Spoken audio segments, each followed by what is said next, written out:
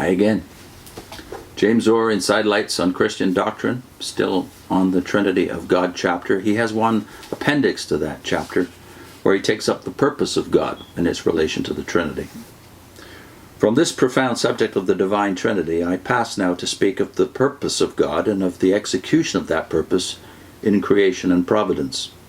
It is in this doctrine of the divine purpose that the transition is made from what God is in himself to what he is in relation to the world.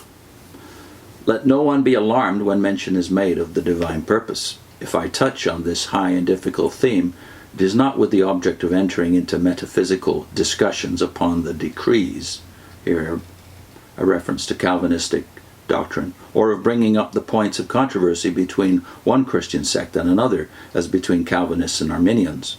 My intention is to confine myself to those broad, basal affirmations which everyone, I am sure, who understands the teaching of Scripture must hold fast by, and to try to show how direct is their bearing on our Christian thought and life. When we say with Scripture that God has a purpose, an eternal purpose in Paul's language, the purpose of him who worketh all things after the counsel of his will, that's Ephesians 1, 9 and 11, we mean simply that God has a plan, an eternal plan, which he carries out in his creation and in his providence. And this, so far from being a far-off metaphysical thing, is in truth the rock-fast foundation of all our Christian thinking about God in his relation to the world. The counsel of the Lord standeth forever, the thoughts of his heart to all generations. That Psalm 33, verse 11. That in this general sense God has a plan in all his acting, few, I think, will be disposed to dispute. If we attribute to God, as all Christians must, self-conscious personality and infinite knowledge and wisdom, this already implies, 1, that in all that he does, God does not act blindly, but acts with intelligence and motive, and 2, that in all that God does, he does not act arbitrarily, but on settled principles of wisdom and goodness. Intelligent action is action governed by the idea of an end, and wisdom, in a good and holy being, manifests itself in the choosing of the best ends and of the best means to attain those ends. Thus far there will be a general agreement. God's plan, in the nature of the case, must be eternal and does not alter. His purpose, formed in eternity, he executes in time. A more difficult question arises when we ask, what is the end which God has in view in this plan of his, or in the purpose which he executes in time? The manner of its execution and its relation to human freedom we leave over to the doctrine of providence. But the question of the end may be glanced at here. If we raise this question, what is God's great last end in his creation and in his providence, I think that on the largest scale we can only say with the older writers that it must be the manifestation of his moral attributes in their highest possible exercise, or as it was wont to be put, his own glory. So far we may go with the saintly Jonathan Edwards in his famous dissertation on God's last end in creation, and say that his own glory is that end. But this does not carry us far enough. What God's end is necessarily determined by his character. So we go on to ask, what is it in the Christian revelation which we are taught to regard as of the essence of God's character?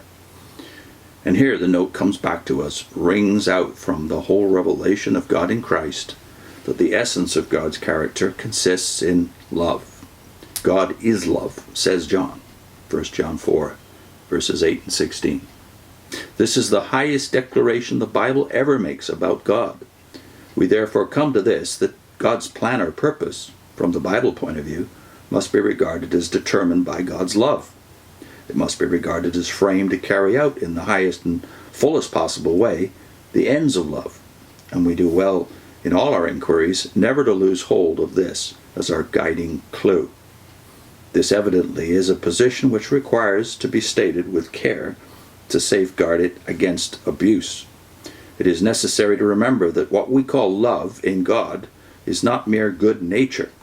It is not a soft, yielding benevolence, but is always viewed in Scripture as in harmony with every other attribute in God's character. It is viewed as inconsistency with holiness, with righteousness, with truth, with all God's other perfections.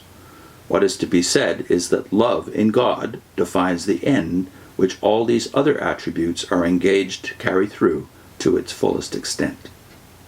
To illustrate, there is judgment in God, wrath in God. Any theology that tries to cut out the idea of wrath in God will soon find itself in a very limp condition. There is judgment in God, wrath awful and terrible, according to Romans 1:18 and Romans 2:8 and 9. But then judgment and wrath are never put forth in the Bible as something that God delights in on its own account. Judgment, the Bible tells us, is God's strange work, that according to Isaiah 28 verse 21. If the sinner dies in his sins, it is not because God desires that he should die. God has no pleasure in the death of the wicked, but rather that he should return from his way and live. Ezekiel 18 verse 23. Love, therefore, is still God's end, and his purpose, if we could see it in its entirety, is subservient to the ends of love. So in the next chapter, James Orr takes up creation and providence. And I've also attached the series we did on the divine names. Again, the development of the names mirrors the revelation of God's attributes in the Old Testament and into the New. So that the fatherhood of God, the supreme revelation of God, is reserved really for the New Testament. But before that, God's attributes were revealed in a different balance. So we put the Divine Names series up for you. And next time, creation and providence.